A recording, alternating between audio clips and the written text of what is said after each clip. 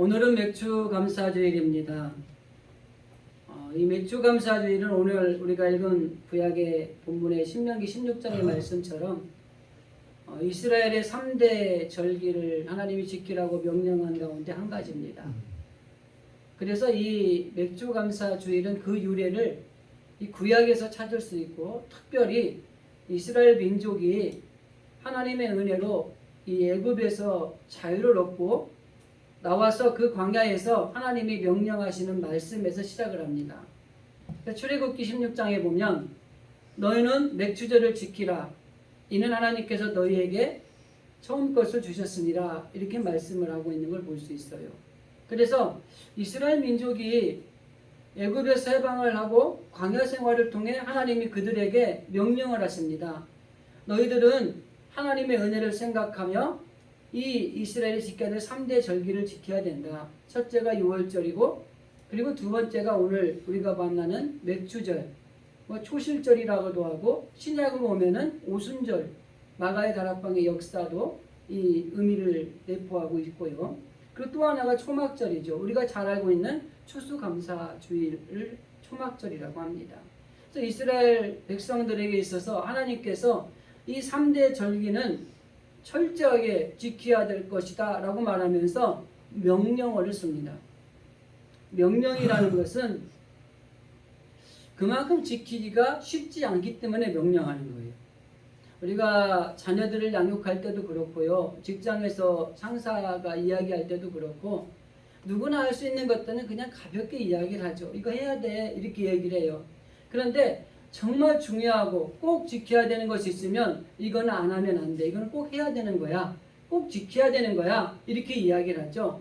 하나님이 바로 이 3대 절기에 있어서는 이스라엘 민족들에게 은혜를, 그 자비를, 긍휼을 베푸는 게 아니라 이거는 너희들하고 타협할 건 아니야, 이건 명령이야, 꼭 지켜야 되는 거야, 이렇게 말한 절기 중에 하나가 오늘 우리가 지금 살펴보려고 하는 맥주절에 관한 말씀이라고 할 수 있습니다.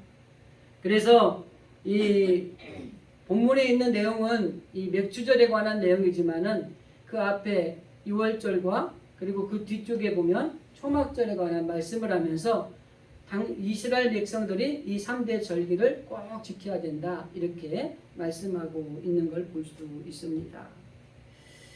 맥주절의 정신은 이 구약적인 의미를 보면은 하나님의 은혜와 하나님의 구원의 근거에서 그 하나님이 베푸신 은혜와 하나님 우리를 구원하신 그 은혜에 감사해서 하나님 앞에 드리는 절기, 그게 바로 맥주절의 어떤 유래 혹은 정신이라고 할 수가 있는 것입니다.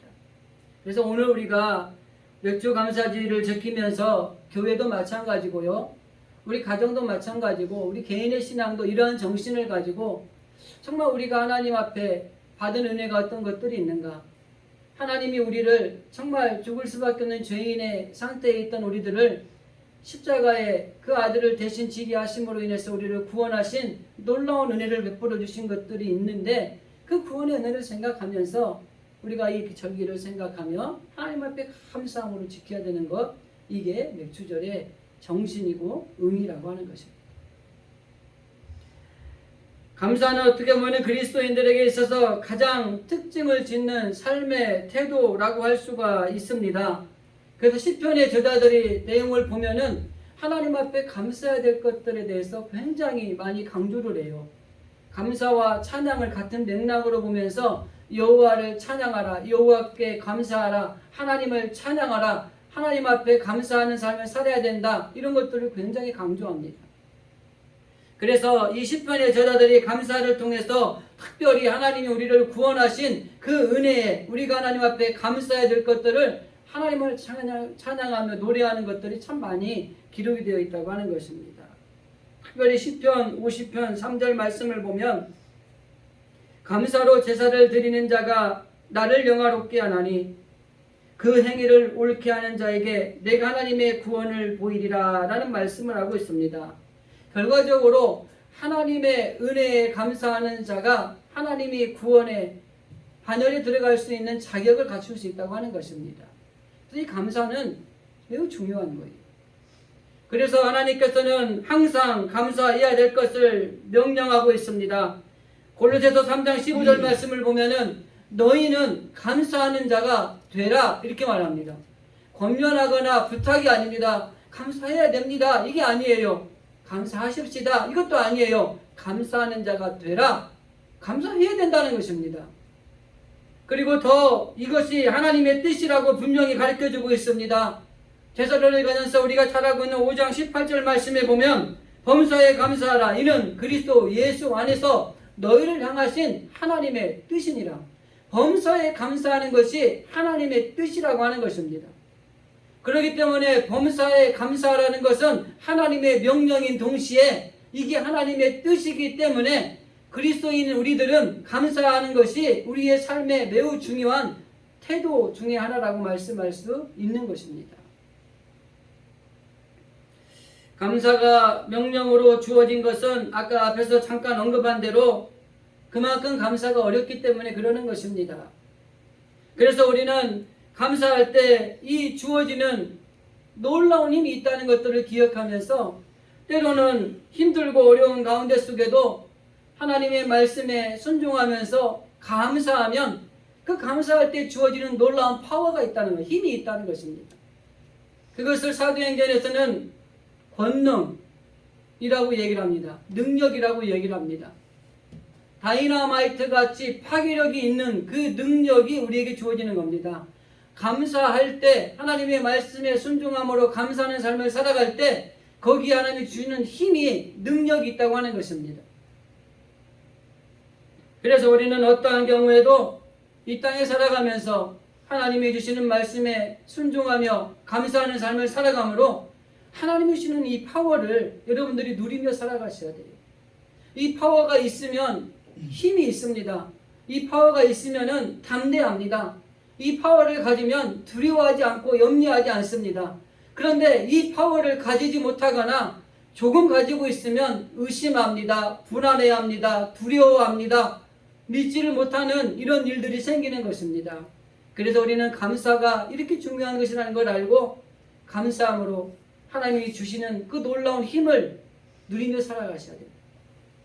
제가 어제 주보 올려드리면서 이 추수와 감사의 철학이라는 글을 올려드렸는데 눈팅만 하셨는지 아니면 잘 읽어보셨는지 모르겠습니다. 그 내용을 보면은 감사를 하면은 이 벽에 공을 탁 치는 것 같아서 이 감사는 다시 우리에게 돌아온다는 겁니다. 그런데 돌아올 때 그냥 돌아오는 게 아니라 감사라는 친구를 데리고 돌아온다는 거예요. 감사할 때 감사할 일을 더 많이 주신다고 하는 의미를 내포하고 있는 것입니다. 그래서 스펄전 목사님이 촛불을 보고 감사하니까 전등불을 주시고 전등불을 보고 감사하니까 달빛을 주고 햇빛을 주고 그리고 그 햇빛을 보고 감사하니까 천국을 주신다. 이런 말씀이 있잖아요. 그리고 마지막 부분에 이렇게 기록이 되어 있습니다. 이 감사하는 것을 미루면 그 감사가 헛되고 이 감사하는 것을 지체하면 그 감사를 상실하게 된다. 그래서 감사는 언제 해야 되느냐? 오늘, 지금, 이 시간에 감사해야 된다. 그런 글을 제가 주부와 함께 올려드렸습니다. 어떻게 보면 우리가 감사해야 되는 것은 아는데 언제 감사할까를 잘 모르는 것 같아요. 여러분 주로 언제 감사하십니까? 잘 되었을 때, 그죠? 감사하죠. 그러면 잘 안 됐을 때는 불평하거나 원망할 수 있겠죠? 그런데 감사는 제가 늘 말씀드리지만 조건적인 감사가 있고 무조건적인 감사가 있습니다. 조건적인 감사는 앞에서 언급한 대로 잘 될 때, 안 되면 감사 안 하는 거, 이게 조건적인 감사예요. 무조건적인 감사는 잘 돼도 감사, 안 돼도 감사. 그래서 이거를 뭐라고 얘기해요? 그럼에도 불구하고의 감사예요. 하나님이 나에게 잘 되게 하시면 감사하죠. 그러나 잘 되게 하지 않는다고 한다 할지라도 감사하는 거예요. 이게 무조건적인 감사예요. 여기에서 이 감사가 주시는 철학의 핵심은 뭐냐면 무조건적인 감사를 의미하고 있는 것입니다. 제가 늘 말씀드리지만 좋은 일 있을 때 감사하지 않는 사람이 어디 있습니까? 그건 인간의 도리를 못하는 거죠. 누군가 나에게 은혜를 베풀었으면 그 은혜에 감사할 줄 아는 게 당연한 거죠. 근데 요즘에는 그러한 것들도 이게 좀 상실돼가는 시대가 돼서 참 안타깝고 아쉬움이 있습니다. 그런데 우리에게 은혜를 베풀지 않고 어떤 때는 오히려 해를 당하게 한다 할지라도 그래도 하나님 감사합니다 라고 이야기할 수 있는 것, 이게 우리에게 필요하다고 하는 것입니다. 특별히 맥주감사주일을 드리는 이 첫날 첫 주일은 이 전반기 이제 이 반환점을 도는 시점이 되고 있어요. 그래서 어떻게 지나왔던 전반기 지나온 겁니다. 여러분 참 힘들게 어렵게 달려오셨죠. 그리고 이제는 반환점에서 돌아서 새롭게 또 다시 가야 될 시점이 오늘 맥주감사주일입니다. 그래서 이 전반기에 우리의 삶을 지켜주시고 뭐 힘들고 어려운 가운데 속에도 그래도 보호해 주셔서 오늘 하나님 앞에 나와서 예배를 드릴 수 있게 해주신 은혜를 한번 생각해보고 하나님이 예배를 통해서 새로운 힘을 얻어서 우리가 이 하반기 반환점을 돌고 또 새롭게 달려가야 될 이 후반기는 더 좋은 일들이, 더 감사할 일들이, 그리고 또 하나님 앞에 영광을 돌릴 일들이 많아지기를 원합니다. 이런 마음으로 하나님 앞에 예배를 드리는 거죠. 저도 개인적으로 지난 전반기를 돌아보면 참 예전에 비해서 참 쉽지 않은 생활이었다라는 생각을 해봅니다. 여러분도 마찬가지일 겁니다. 그 가운데 또 어려움이 더 우리 가정이나 또 개인에게 닥친 분들도 있고 또 어떤 건강의 문제가 또 우리에게 약함으로 다가와서 그 약함 때문에 힘들어하는 분들도 있고 또 수술을 하지 않을 상황이 못 되다 보니까 또 수술을 해야 되고 또 수술 후에도 여전히 연약한 가운데서 회복을 위해서 기도해야 되는 이런 일들, 그리고 그 외에도 가정의 크고 작은 일들이 많이 있었을 거예요. 근데 중요한 건 뭐냐면 이전 것은 다 지나갔다는 것입니다. 그리고 지금 이제 보라 새 것이 되었도다라고 하는 말씀처럼 새로운 또 하나님이 주신 은혜를 향하여 우리는 달려나갈 후반전이 남아있다고 하는 것입니다. 그래서 7월 한 달 감사가 있는 삶이라고 하는 말씀을 좀 정해서 감사에 대해서 다시 한번 생각해 보고 우리가 감사가 넘치는 삶을 회복하는 그런 7월 한 달이 됐으면 좋겠다. 제가 1년을 이렇게 쭉 놓고 보니까요, 감사하기 제일 힘든 달이 7월 달이더라고요. 날씨도 덥고요, 불쾌지수도 올라가고요, 막 짜증도 많이 나고, 남들 놀러 다니는데 못 가면은 그것도 막 스트레스 받고 막 이런 여러 가지가 있더라고요. 그래서 7월 달에 특별히 우리가 감사가 넘치는 삶을 한번 살아보면 어떨까 하는 마음으로 2021년 7월 감사가 있는 삶이라고 하는 주제를 가지고 감사할 수 없는 조건들이 여러분의 삶에 있지만 그래도 우리가 의식적으로라도 감사하면서 한번 하나님이 주시는 놀라운 복을 누리는 이 7월 한 달이 되시기를 간절히 원합니다. 그러면 맥주절에 우리가 어떠한 마음으로 지켜야 할 것인가, 이 제목을 가지고 좀 말씀을 나누려고 합니다. 우리가 이 맥주절을 지킬 때 몇 가지 필요한 이 마음가짐이 있습니다. 한 4가지 정도 짧게 좀 설명을 해드리고 싶은데요.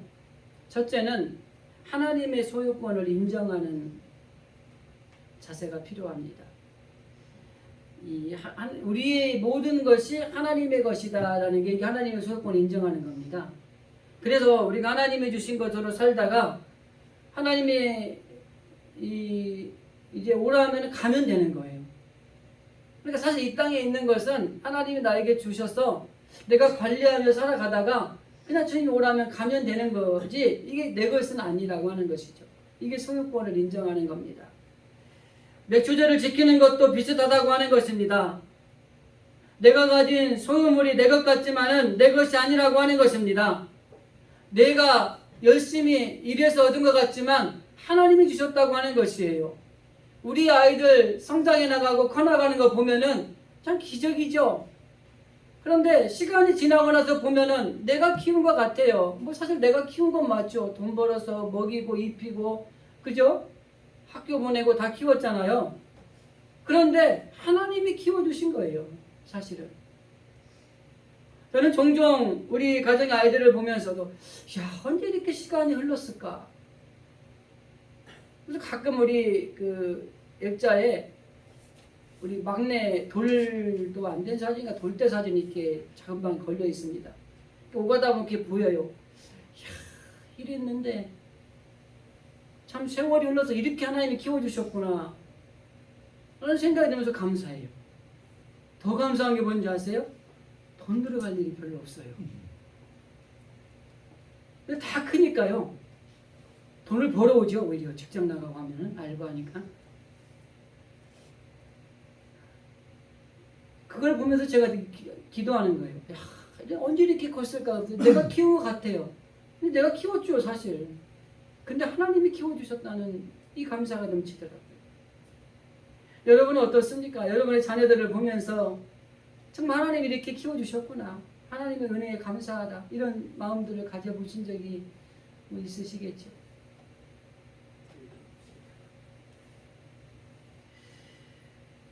오늘 봉독한 말씀은 3대 절기 중에 하나라고 말씀을 드렸고요.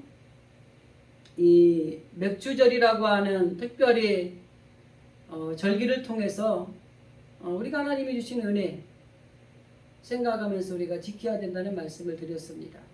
그런데 이 특별히 오늘 우리가 읽은 9절 10절 말씀을 보면은 7주를 계수할지니 곡식의 낯을 대는 첫날부터 7주를 계수하여 내 하나님 여호와 앞에서 7절절을 지키되, 여기 보면은 첫 것을 하나님께 드리는 겁니다.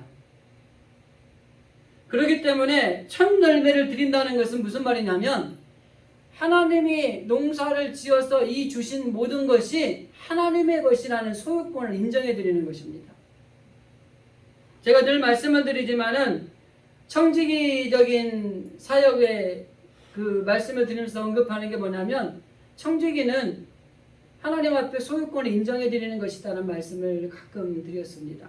마찬가지입니다. 이 절기를 지내면서 바로 하나님이 주신 것, 특별히 하나님이 이 모든 것이 하나님이 주셨기 때문에 하나님의 소유라고 인정하는 것, 내가 농사를 지었다 하더라도 이 자라게 하신 것은 하나님이라고 하는 것입니다. 아까 말씀드린 대로 우리의 자녀들을 우리가 키웠다고 할지라도 그 자녀들을 키워주신 것은 하나님이라고 하는 것이에요. 마찬가지로 우리가 열심히 일해서 얻은 많은 것들이 있으지만은 그 많은 것들을 얻게 해주신 분도 하나님이라고 하는 것입니다. 이 의식을 가지고 있으면서 우리가 이 맥주 절기를 지켜야 된다고 하는 것이에요. 이스라엘 백성들은 그 곡물을 손에 대기 전에 하나님 앞에 가장 먼저 첫 소산을 드렸어요. 그게 오늘 우리가 말한 맥주절기하고 연관이 되어 있습니다.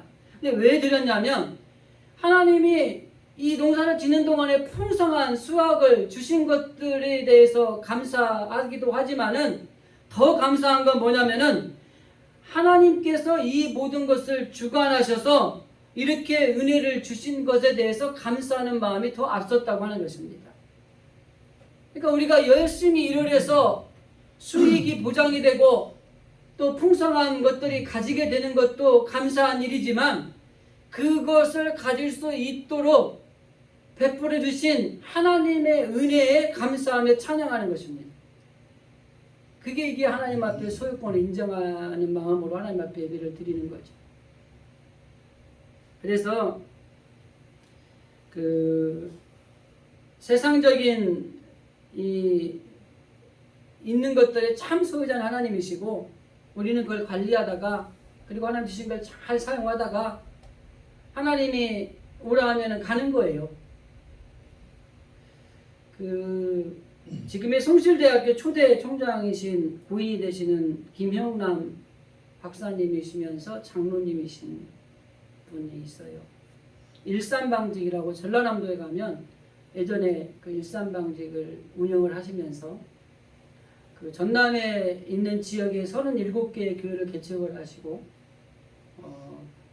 그 아이들을 가르치는 후학들에게도 근면 성실함으로 모본이 되고 교회 장로로서 성실한 신앙생활을 통해서 많은 본이 되었던 분이 이 김영남 박사이면서 장로님이신데 그 자라온 환경은 20세 때 미국으로 유학 가고 유학 갔다 와서 성철대학교 총장으로 세우고 이런 이야기는 생략하고요. 1957년도에 우리 총회 교단에 그 회계를 하신 건 이 장로님이. 그러니까 지금 말하면 우리 총회 있잖아요. 그 총회에 그 임원진에서 회계를 하시는 장로님이 되신 거죠. 1957년도에. 근데 그 당시에 이 총회가 재정적으로 너무 어려운 거예요. 총회를 운영할 수가 없을 정도로 힘들어진 거죠.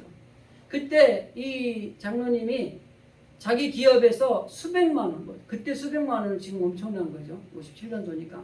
계산은 안 해보겠습니다. 수백만 원을 대신 이체를 한 거예요.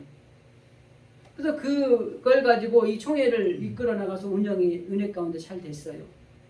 그리고 연말이 됐으면 찾아가야 되는데 안 찾아오고 그냥 기부를 한 거예요. 총회가 그 돈 좀 이렇게 재정이 악화됐는데 그걸 넣었다고 금방 살아나서 부흥했겠습니까? 빠듯했겠죠. 그랬는데 어떤 사람이 묻는 거야. 이렇게 해도 되겠습니까? 장로님에게 여쭤본 거예요. 근데 그 장로님 그때 유명한 말을 합니다. 하나님께서 내게 맡기신 것을 내가 마음대로 쓰다가 하나님의 사업을 위해서 이렇게 썼는데 얼마나 감사한 일입니까? 그렇게 이야기를 하셨다고 하는 거예요. 감사절을 지키는 우리의 마음의 자세, 특별히 성도들의 가져야 될 마음의 자세는 이 땅에 있는 모든 것이 하나님의 소유라고 하는 것을 인정하는 데서 우리는 감사절을 시작한다고 하는 것입니다. 그래서 진정으로 감사할 수 있는 것은 하나님이 이 땅에 나에게 주신 모든 것은 하나님의 소유입니다. 내 것을 가지고 내가 감사하는 것이 아니라 하나님이 내게 주신 것을 가지고 내가 주님 앞에 드리는 것을 오히려 감사한다라고 하는 이 마음을 가지고 하나님 앞에 절기를 지켜야 된다고 하는 것입니다. 그래서 이것을 인정하는 것이 진정한 맥주절을 지키는 하나님의 백성들의 마음이 된다고 하는 것입니다. 또 한 가지는 우리가 이 맥주절을 지켜 행할 때 어떤 마음을 가져야 되는가? 구원의 감격을 가지고 있어야 된다고 하는 것입니다. 조금 계속해서 언급한 내용입니다. 12절 말씀을 보면은 마지막 절에 너는 애굽에서 종되었던 것을 기억하고 이 규례를 지켜 행할지니라. 이 말은 뭐냐면 하나님 앞에 구원받은 그 감격을 기억하면서 이 절기를 지켜야 될 것이다 라는 말씀을 하고 있는 겁니다. 하나님이 우리를 구원해 주신 그 삶, 그 자체가 어떻게 보면은 하나님이 해주셨기 때문에 가능한 것이라고 하는 것입니다. 그래서 이 삶의 기본을, 우리 근본을 두는 것이 중요하다고 하는 겁니다. 하나님이 우리를 구원해 주신 그 은혜의 감격에서 우리가 하나님 앞에 감사하며 이 절기를 지키는 거예요. 그렇기 때문에 하나님이 없으면 사실 이스라엘도 아무것도 아닙니다. 이걸 인정해야 되는 거예요. 마찬가지로 우리도 마찬가지예요. 하나님이 없으면 우리는 아무것도 아닌 거예요. 하나님이 계시기 때문에 우리의 존재가 드러날 수 있는 것입니다. 그 하나님 때문에 우리가 구원받았고 구원받은 하나님의 자녀가 되었고 하나님의 자녀로서 이 구원의 은혜에 감격해서 하나님 앞에 감사하는 것입니다. 이스라엘 사람들이 애굽에서 종살이할 때 해방의 의지가 그렇게 강하지 않았어요. 그러다 너무 고통이 심해지니까 하나님 앞에 간구하기 시작을 합니다. 그냥 우리를 구원해 달라는 거예요. 그리고 하나님이 그 구원해 달라는 그들의 신음소리를 들으시고 그들을 해방시킨 거예요. 우리나라 대한민국은 어떤 해방을 가져왔습니까? 해방을 하고자 하는 의지들이 국민들이 너무 똘똘 뭉쳤습니다. 그 해방을 가기 위해서 많은 독립투사들과 그 나라를 위해 목숨을 빼앗긴 사람들이 얼마나 많은지 몰라요. 그로 인해서 얻은 결과가 우리나라가 자유 대한민국이 된 거잖아요. 근데 이스라엘은요, 그런 의지도 없었어요. 해외에 독립지사를 두고서 막 우리가 해방해야 되겠다는 의지를 가지지도 않았어요. 국민들이 뭉쳐서 순교하면서 이 나라를 위해서 우리가 해방해야 되겠다는 그런 일들도 없었어요. 딱 한 가지, 하나님 너무 힘듭니다. 너무 죽겠습니다. 우리를 좀 이 어려움에서 건져주십시오. 그 한 가지 기도했을 뿐이고 하나님은 그 기도를 들으시고 이스라엘 민족을 해방시켜 주셨어요. 아무것도 안 했어요. 뭐예요? 모든 것이 하나님의 은혜로 된 겁니다. 그래서 구원은요, 하나님의 은혜로 우리가 구원받는 거예요. 우리가 어떤 공로가 있고 뭘 해서 받는 게 아니에요. 천국도 하나님의 은혜로 가는 겁니다. 내가 천국 가려고 뭐 금으로도 뭐 힘으로도 지식으로 못 가는 나라, 하나님 나라, 믿음으로 가는 나라, 하나님의 나라라고 우리가 어릴 때 그렇게 찬양했잖아요. 마찬가지예요. 하나님의 나라에 들어가는 것도 하나님의 은혜로 우리가 들어갈 수 있는 거예요. 그렇기 때문에 우리는 어떠한 경우에도 하나님이 우리를 베풀어 주신 우리에게 주신 은혜를 생각해야 됩니다. 그래서 이 감사는 물질을 주신 것만으로만 감사하는 것이 아니라 이 물질을 넘어서서 하나님 우리를 구원해 주신 것, 그것에 대한 감사가 필요하다고 하는 것이죠. 그 부모가 우리를 낳아서 길러주신 은혜가 큰지, 재산을 남겨주는 은혜가 큰지, 그럼 뭐가 큰 것 같아요? 철없는 아이들은요, 재산을 남겨주는 은혜가 크다고 얘기합니다. 근데 철이 든 아이는요, 그렇게 하잖아요. 내가 우리 어머니가 나를 낳아주시고 이 힘들고 어렵게 나를 키워주셔서 이렇게 정말 내가 성장할 수 있게 해주신 은혜가 감사합니다. 물질 하나도 남겨주시지 않아도 그 은혜에 감사할 줄 알아야 돼요. 이스라엘 민족도 마찬가지입니다. 하나님이 아무런 정말 어떤 것도 액션도 취하지 않는 그 백성들을 향하여서 그들의 신음소리를 들으시고 그들을 구원해 주신 이 하나님의 놀라운 은혜, 이 은혜가 큰 거예요. 우리들도 마찬가지입니다. 신앙도 물질을 주신 것보다 구원해 주신 하나님 앞에 더 감사를 해야 됩니다. 물질이 그냥 복을 받는 거라면 구원의 복은 최고의 복을 받는 겁니다. 그런데 우리는 이 땅에 살면서 그냥 세상의 복을 추구하며 살아가는 경향이 너무 많은 거예요. 최고의 복인 하나님의 놀라운 구원, 그 은혜의 복을 누리며 살아가고 있다는 사실을 망각하고 살아갈 때가 너무 많이 있다고 하는 것입니다. 그래서 이 세상의 물질의 복과 하나님의 구원의 은혜의 복 중에 어떤 복이 크고 어떤 복을 추구하기를 원하느냐라고 얘기하면 하나님의 구원의 은혜의 복은 후차적인 것이고 지금 당장 눈에 보이는 세상의 복을 받기를 원합니다. 이렇게 우리가 기도하는 신앙인들이 너무 많이 있다는 거예요. 안타까운 거예요. 그래서 구원받지 못한다는 것, 그러면 물질이 무슨 우리에게 필요가 있겠습니까? 구원받지 못한다면 우리가 일하는 직장이나 이 땅에 있는 것들이 무슨 소용이 있겠어요? 정말 중요한 것은 구원받았기 때문에 물질이 의미가 있는 것입니다. 구원받았기 때문에 내가 일하는 이 일터가 귀한 거예요. 그래서 세상에 있는 어떤 복보다도 먼저 우리가 감사해야 될 것은 하나님이 베푸신 구원의 은혜에 감사할 줄 알아야 되는 것이죠. 바로 이런 것들을 생각하며 지키는 절기가 200주절을 지키는 우리 성도들의 마음이어야 된다고 하는 것입니다. 그리고 오늘 10절의 말씀에 한 가지 말씀하고 있는 내용을 보면 내 하나님 앞에 7절을 지키되 내 하나님 여호와께서 내게 복을 주신 대로 내 힘을 헤아려 자원하는 예물을 드려라 라는 말씀이 있어요. 내 주절을 지키는 이 성도의 마음 중에 한 가지는 자원하는 예물을 준비하는 겁니다.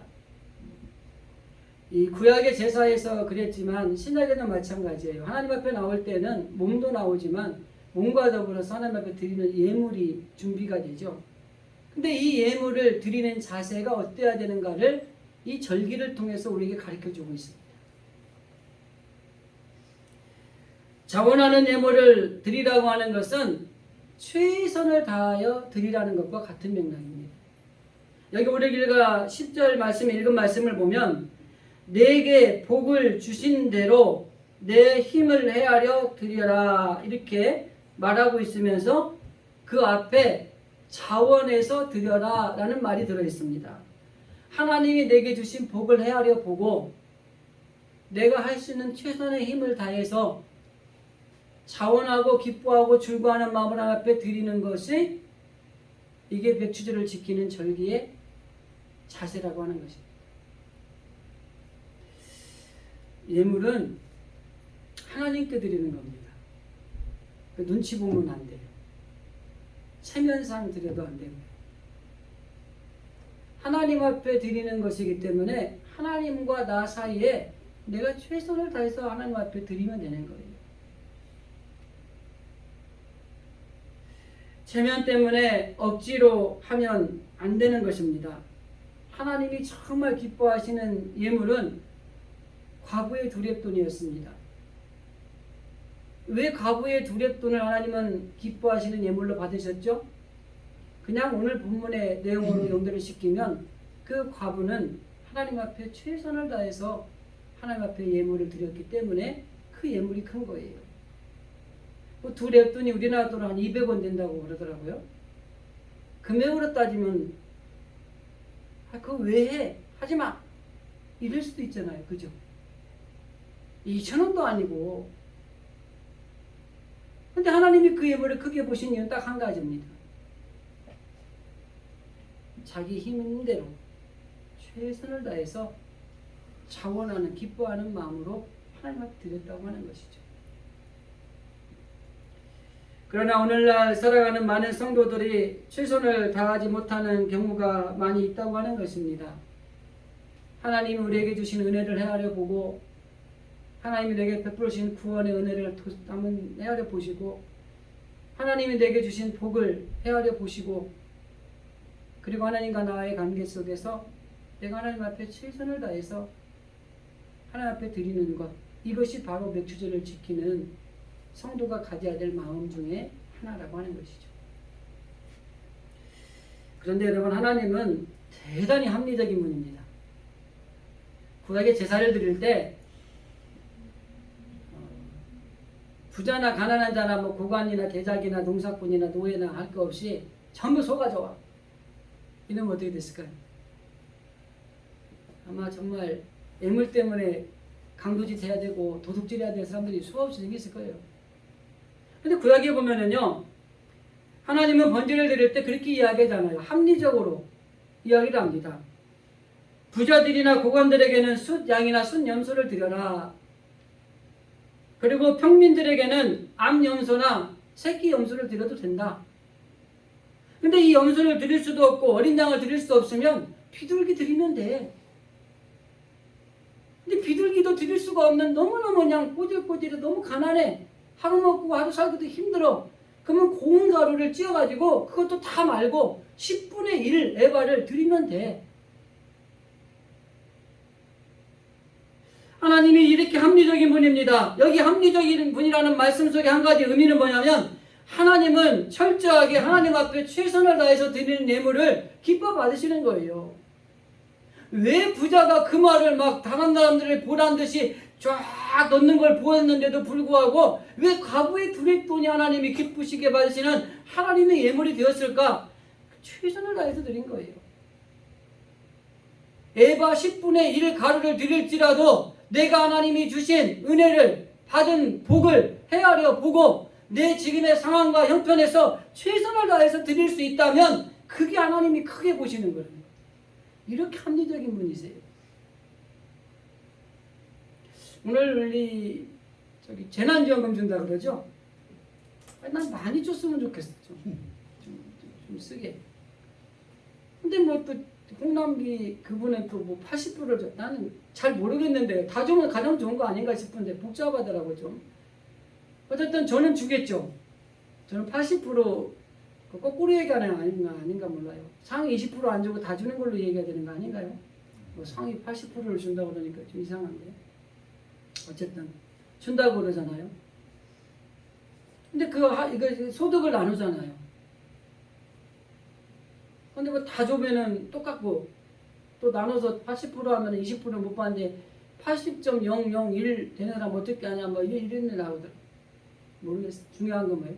하나님 앞에도 하나님은 합리적으로 그 하나님 앞에 제물을 드릴 때 다 구분을 해 놓으셨어요. 이 구분해 놓은 게 딱 한 가지입니다. 각자의 주어진 자리에서 하나님 앞에 최선을 다하라. 그건 하나님과 나와의 관계 속에서 알 수 있는 겁니다. 그래서 누구도요 하나님 앞에 드리는 예물에 대해서는 사실은 왈가불가할 수 없는 겁니다. 하나님과 나와의 관계에서 내가 최선을 다해서 하나님 앞에 예물을 드리고 있는 이게 중요한 거죠. 오늘 그 말씀을 하고 있는 겁니다. 한 가지만 더 말씀을 드리면 이 맥주절에 지키는 우리 성도들의 마음은 즐거운 마음으로 나누는 것이 필요합니다. 이제 하나님 앞에서 자원해서 예물을 드리는 이 성도들의 마음의 가짐 속에 또 하나의 정신은 뭐냐면 정말 우리 주변에 어렵고 힘든 사람들을 돌아보고 그들과 함께 지켜야 되는 거예요. 오늘 우리가 읽은 성경 말씀을 한번 제가 다시 읽어드릴까요? 너와 내 자녀와 노비와 내 성중에 거하는 레위인과 및 너희 중에 있는 객과 고아와 과부가 함께 내 하나님 여호와께서 그 이름을 두시려고 택하신 곳에서 내 하나님 여호와 앞에서 즐거워할지니라 이렇게 말하고 있습니다. 제가 늘 말씀을 드리지만 우리끼리 잘 먹고 잘 살면 안 되는 거예요. 예수 믿는 사람들은 다 천국 가고 예수 믿는 사람은 다 지옥 간다고 이렇게 말해도 안 되는 거예요. 우리는 예수 잘 믿어서 천국 가죠. 그러나 저 예수 믿지 못하고 있는 영혼들을 불쌍히 여겨서 저 구원받을 대상으로 알고 우리가 전도해서 그들을 구원받게 만들어 줘야 되는 게 우리가 해야 될 일인 거예요. 자, 우리가 잘 먹고 잘 살아요. 그럼 나만 잘 먹고 잘 살고 우리 애들만 잘 먹고 잘 살면 되는 게 아니에요. 좌우를 한 번씩 봐야 돼요. 그래서 정말 소외된 자, 오늘 성경대로 말하면 고아, 과부, 객입니다. 하나님은 특별히 이 세 부류에 대해서 굉장히 관심을 많이 가졌어요. 이 세 부류를 한마디로 하면 소외된 사람들입니다. 우리 주변에 소외된 사람들이 있을 때에 그들을 돌아보고 그들과 나눔으로 이 절기를 지켜야 된다고 하고 즐겁게 지켜야 된다고 하는 것입니다. 그래서 이 맥주절을 지키는 이 마음의 가장 중요한 요소 중에 하나가 뭐냐면 소외된 이웃과 더불어서 함께 하나님 앞에 감사하며 지키는 절기가 되어야 된다고 하는 것입니다. 이것은 구약의 희년 정신 사상과도 좀 관계가 있습니다. 7년 안식년이 되면 노예를 풀어주는 제도가 있잖아요. 근데 이 7년의 안식년이 7번에서 50년이 되면 희년입니다. 희년이 되면은요, 땅도 돌려주게 돼 있어요. 노예의 자유를 주지만 땅도 돌려주게 돼 있습니다. 그렇기 때문에 이거 뭐냐면 힘이 있는 사람들, 가진 사람들, 있는 사람들이 힘이 없고 가지지 못한 사람들과 더불어 나누면서 하나님 앞에 감사하며 기쁘고 즐겁게 지켜야 되는 절기가 맥주절이라고 하는 것입니다. 그래서 이 절기 때가 되면은요, 고아, 과부, 객은 물론이고 성중에 거하는 이방인일지라도 그 절기에 함께 하나님 앞에 지키는 절기로 동참해서 지켰다고 하는 것입니다. 한번 주변을 돌아보시고요. 교회적으로도 이런 사상을 좀 가지고 있는 게 필요합니다. 우리 교회 주변에 정말 힘든 사람이 없는지, 우리 성도들 가운데는 정말 어렵게 사는 사람이 없는지, 그리고 내가 살고 있는 우리 집 주변에 어려운 사람들은 없는지 돌아보는 것이 필요합니다. 그리고 그들과 함께 나누고 또 기쁘고 즐거워하는 심정으로 하나님이 주신 이 절기를 우리가 함께 지키는 거예요. 우리 노예 감성교회라고 하는 그 선교회 하나를 운영하는 목사님이 계시는데 매년 전반기 후반기로 하는지 모르겠는데 1,100톤 밀가루를 북한에 보냅니다. 네, 이번에 또 아직 무능한 사람한테 또 후원 좀 해주면 어떠냐고 온 거예요. 또 한 번도 못했어요. 근데 설교를 준비하는데 마음이 찔리는 거예요. 그 밀가루가 1톤이 52만 원인가 그랬는데 나중에 보내왔는데 보고하는데 올랐대요. 60 얼마로 또. 그래서 그 1톤도 못할 것 같고 그래서 제가 작은 부분을 그냥 이렇게 보내드렸어요. 그냥 제 마음에 설교를 준비하면서 걸리더라고요. 그래서 내가 문자를 보냈어요. 너무 부족하고 1톤을 해야 되는데 죄송하다고. 그랬더니 이 함께 나누는 게 너무 크고 감사하다고 이렇게 또 문자가 왔더라고요. 정말 이 절기를 지내면서 우리 믿는 사람들이 이 주변에 어려운 사람들을 한번 돌아보고 상대적인 부죠. 그죠? 나도 가난해요. 그래 나보다 가난한 사람을 만나면 나는 부자예요. 나보다 부자를 만나면 난 지극히 또 낮은 가난한 자가 되는 거죠. 주변을 돌아보면 나보다 가난한 자, 나보다 소외된 사람들이 있으면 이거를 실천하며 나누는 것이 이 맥주제를 지키는 하나님의 의미 중에 하나라고 하는 것입니다. 말씀을 정리하겠습니다. 우리가 맥주제를 보내면서 어떤 마음을 가지고 지키고 우리가 행해야 될 것인가? 우리가 가진 모든 것은 하나님의 소유권임을 인정할 수 있어야 됩니다. 그래야지 기쁘게 드릴 수 있어요. 하나님이 베풀으시는 구원의 은혜의 감격을 우리가 가져야 합니다. 우리에게 자유하게 하신 하나님의 그 구원의 은혜를 한번 돌아볼 필요성이 있다고 하는 것입니다. 그리고 하나님 앞에 나올 때는 몸도 나오지만 예물을 드려야 되는데 그 자원하는 최선의 예물을 준비해서 드리는 것이 필요합니다. 아마 오늘도 맥주감사 주일이라고 하니까 하나님 내게 주신 은혜를 생각하며 우리가 또 최선을 다해서 또 사실 하나님 앞에 다들 정성스럽게 드렸어요. 우리 교회가 정말 이렇게 하나님 앞에 할 수 있다는 게 은혜입니다. 즐거운 마음으로 나누는 것이 필요합니다. 우리 교회는 정말 힘들고 어려운 교회인 건 분명한데도 선교하는 일에 게으르지 않는 것에 저는 늘 감사합니다. 적은 용품, 적은 물질일 수도 있고 그렇지만은 그 물질을 우리가 이 선교하고 후원하고 또 기도한다고 하는 것 자체가 너무나 저기 좋은 거예요. 저는 어디 가서 노예 목사님 만나면 자랑합니다. 우리 교회는 힘들을지 모르지만 우리 교회가 정말 힘들고 어렵지만 우리 선교를 이렇게 합니다. 그렇게는 아니에요. 현지 교회 입이 이렇게 올라가는 거예요. 기분이 좋은 거예요. 우리보다 훨씬 큰 교회도 그렇게 안 하는데 못하는데 안 하는 데는 좀 그렇고요. 못하는 데는 난 너무 이 하는 일들이 하나님이 귀하게 보실 거라고 생각을 해요. 이렇게 주변에 돌아보고 나누고 이렇게 할 수 있는 일들이 정말 우리 교회가 잘 성장해서 더 많이 했으면 좋겠어요. 이러한 마음을 가지고 여러분 맥주제를 지켜 행함으로 이 7월 한 달 하나님 앞에 감사가 넘치는 삶을 살아가시고 또 일평생 감사하는 태도를 가지고 하나님이 주시는 놀라운 복을 받아 누리는 우리 성도들이 되어줄 수 있기를 주님의 이름으로 간절히 기도드립니다. 기도하겠습니다.